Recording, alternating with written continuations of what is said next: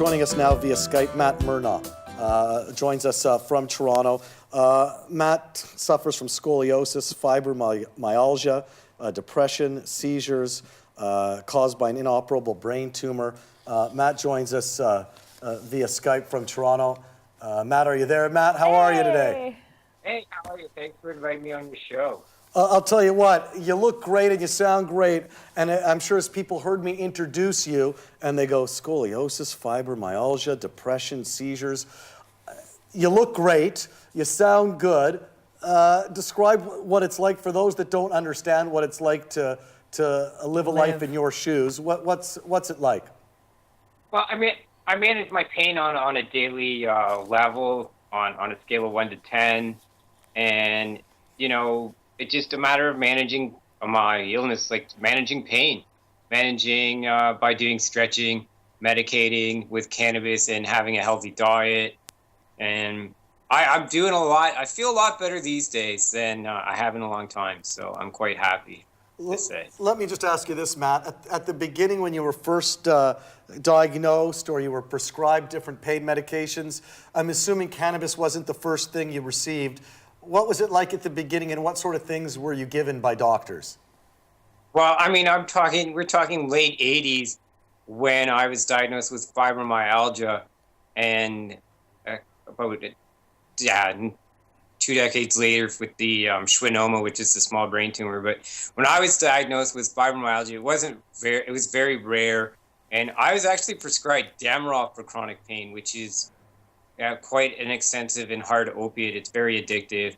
And there was like very little, I would say not very little, there was no talk about cannabis at this point anywhere. You didn't see it in anything, no media. So it was a journey through taking Demerol medication to cope with things like going to school, high school. I graduated high school with a prescription also with Demerol. Went to college. And it was in about second year college that I began to use cannabis, and quite taken by it.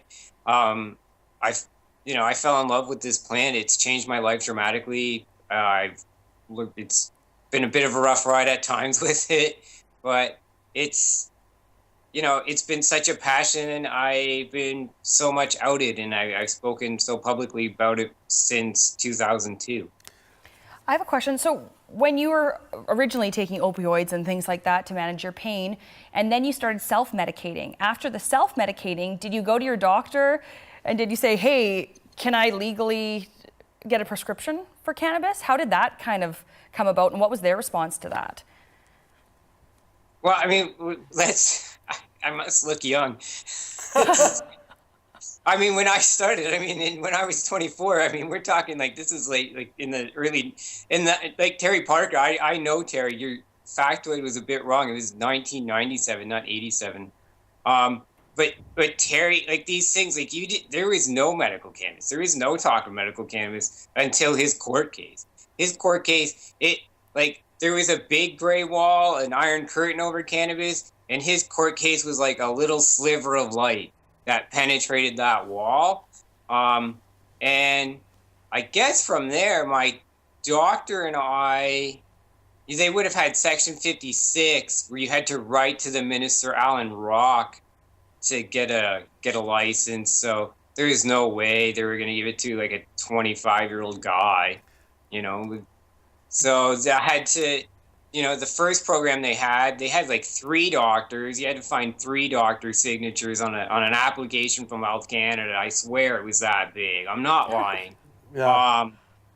Then it went to like 2 doctors and then 1 doctor. This is years, right? Like, this isn't like, hey, you got medical cannabis. Like, I literally did not become a licensed in Canada patient until 2013. Wow. I've been growing marijuana illegally since I was 24 years old. I just got the paperwork finally from Health Canada that says, you're good to do exactly what you've been doing.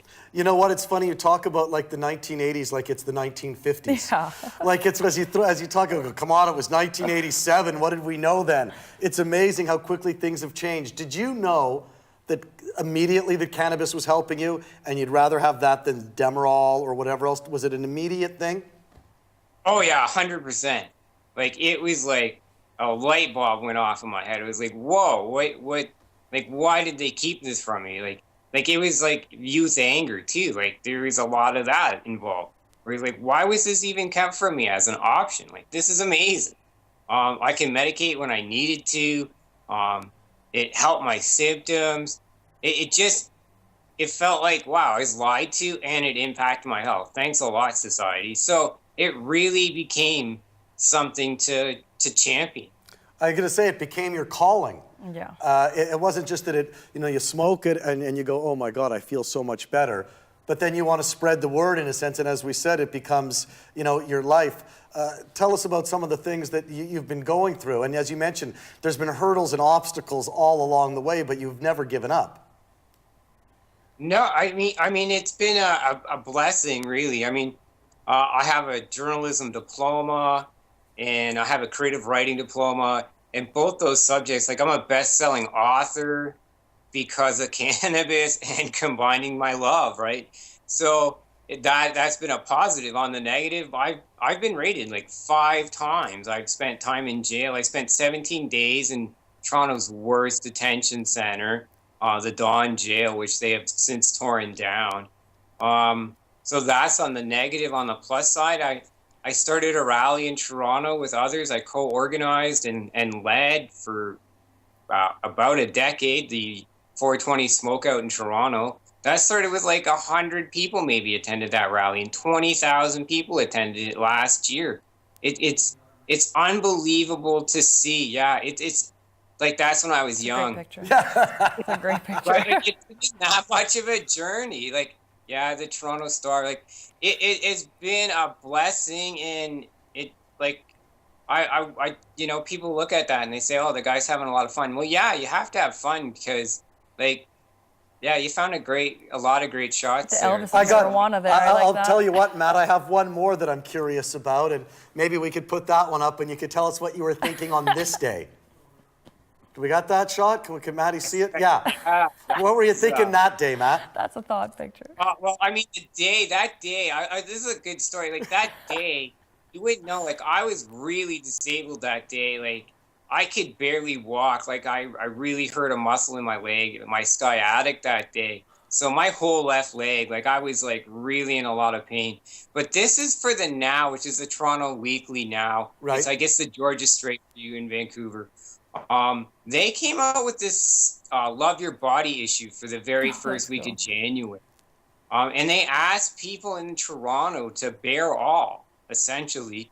And they approached me. I've been writing for Now since 2002. I've been their cannabis correspondent in other topics too. It was a great journey with them.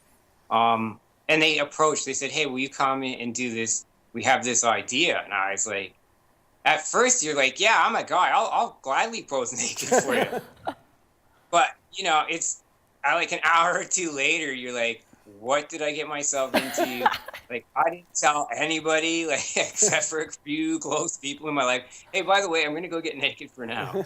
And 300,000 people on, like, the day after New Year's are going to see this. But the idea is, like, you should love your body. You should love what you do. Like, and I think chronic pain disassociates us a lot of times, like, from our bodies, because, like, man, I got pain. I don't want to pay attention to the left side of my face because, like, it hurts. Like, this hurts. Like, you mentally begin to block it out. And yeah, that's great for managing pain, but it's not so good for loving your body and getting your body to move. So you have to, I would think, I use mindfulness. I highly recommend it, and mindfulness and marijuana. So it's been a journey. It's been a great journey. You caught me at a good time. I've been kind of looking back because we're really approaching marijuana legalization. Just to put in perspective, in 2005, a group of friends and I took the Cannabis Control Board of Ontario. We created that by stealing the LCBO logo and switching it up. Right. And that was one of our marketing campaigns, right? And it's so amazing. Like, maybe I woke up in a different world. Like, my premiers, like, we're creating the Cannabis Control Board of Ontario. And in many ways, you're like, I've been fighting since 2005 for this. Like, well, that's what I was wondering. Can you believe where we are, considering, as you mentioned, your days in the Don jail? And that didn't stop you. And here we are, it's 2017, and hopefully in July of this summer, all of a sudden, the government passes the necessary bills. Can you believe what you're seeing? Well, legalization 1.0 is what I call it. I think, it's an amazing start. Government has tried its best to do what it's doing, and we're going to have a long ways to go to get a system to work. And I'm happy to see it unfold. It is, it's not a perfect system by any means, but it's a system like if it was in 2005 and the government said we're creating the Cannabis Control Board of Ontario, I guarantee you, every cannabis enthusiast that I knew fighting for cannabis legalization would have thought it was the best thing in the world. And now it's sort of, jumped quite a bit ahead because court rulings, right? And my court case being one of them, RV Mernagh, which really gives a lot of ground for these dispensary owners to operate, which is fine. But what do you think? Aren't they going to only, the government in Ontario at least wants to have it, go through the liquor stores, the liquor branch? Yeah, it's unfortunate in a way. I mean, it would have been better if they didn't spend the money on the brick and mortar retail outlets and focus maybe on online and then simple licensing of the dispensary system they have here, at least in Toronto. And there's we talk about Toronto, but there's a lot of small communities where they don't have any cannabis access. So right. It would have been more affordable, that's for sure. And it's definitely a long road to 150 stores in 3 years. I think you need that balance. I think it would have been best suited if you got an opportunity to work with the cannabis community on that front. On the other side, even if you didn't want them, you should have at least said, if I was the premier and the people involved, come get the jobs. If you're going to hire 500 to 2,000 Ontarians to work in the Cannabis Control Board of Ontario, they better have a lot of cannabis experience. Yeah. And the opportunity there to just undermine dispensaries by simply being able to afford bud tenders that are unionized, that are getting paid $26 an hour. Like, no dispensary is going to pay $26 an hour to a unionized staff worker, right? Like, hate to break it, maybe they are, I don't know, but right. No, I hear you. The Cannabis Control Board of Ontario is probably going to start at, right? So there's things that we can do to mitigate both sides. I don't see both sides like, oh, this is it, both sides warring at each other. No, the issue still is with the government, and we need to bring everybody together. And this is the first time. Like, we're a G20 country. Like, no other district in the world has federal legal cannabis. For July 1st, you're gonna have stores selling cannabis to people. Like, it's on well, theoretically, we'll see how that plays. We'll see how that plays out. And listen, Matt, I think we got a question from one of our viewers. We have a few questions here. So Ingrid is asking, do people come to you for help getting off opiates because they know what a doctor would help with that? Oh, because they don't know what doctor would help with that. So are they coming to you instead of going to a doctor? Just because of your experience, I imagine. At one point they did, for sure. When there weren't a lot of these services, I think there's a lot of clinics out there that are, they're better. I send people to clinics all the time now. But yeah, for a long time, you'd get a lot of emails from people I'm trying to help, get off opiate-based medications, or they're trying to get this way. And it's a long journey. Like I tell anybody, it's a long journey. Cannabis is something, it's a tool in your toolbox that helps you with these things. But I would hope that the clinics are there to help you. Right. So that's how I deal with that these days. I don't get involved. I have clinics that I would gladly send anybody who comes across my email. That's where, it's just easier. Okay, let's ask Matt one more. What else? We have one more. So Mike asks, once legalization happens, will it become easier to obtain for medical purposes, or will there still be hoops to jump through? Well, that's a great question. I mean, there's a difference here. I recognize the recreational model, but I'm a medical patient. like I get tax deductions by buying medical cannabis, right? Like, so I would hope that there's better access. I'm still like, I was sort of getting into this bubble of, oh, there's these clinics out there we can send you to via Skype.